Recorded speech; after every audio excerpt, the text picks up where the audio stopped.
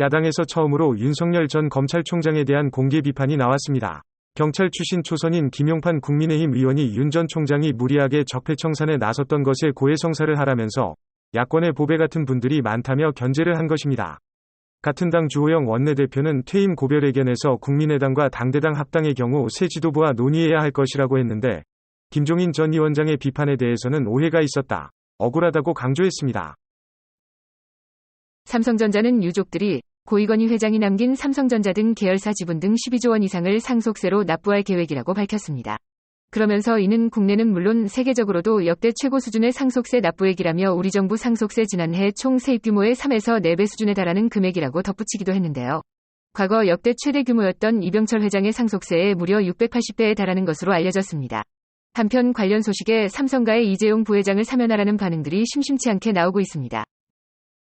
총선을 앞두고 선거구민들에게 양주를 제공한 혐의로 1심에서 당선 무효형인 벌금형을 선고받았던 김한정 민주당 의원이 항소심에서 벌금이 감경돼 결국 당선 무효형을 피했습니다. 국회의원은 공직선거법 위반으로 벌금 100만 원 이상의 형을 받을 시 당선이 무효가 되는데 150만 원이었던 1심이 벌금을 깨고 90만 원을 선고한 것입니다.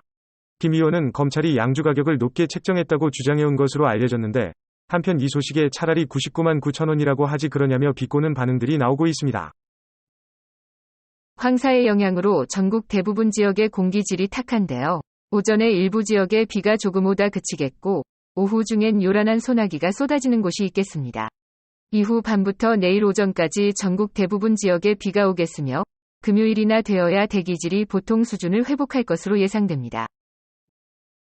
김정주 회장의 넥슨 일본 본사가 비트코인에 직접 투자했다는 소식이 전해지며 다시 상승세를 타고 있는 듯한 모양새입니다. 8천만 원을 넘기며 최고가를 기록한 뒤 급락했던 비트코인이 그 이후 최저가인 약 5,500만 원을 찍고 점차 상승해 6,500만 원을 다시 넘어섰는데요. 넥슨이 매수한 비트코인은 약 1,100억 원 규모로 평균 6,580만 원 선에 매수한 것으로 알려졌습니다.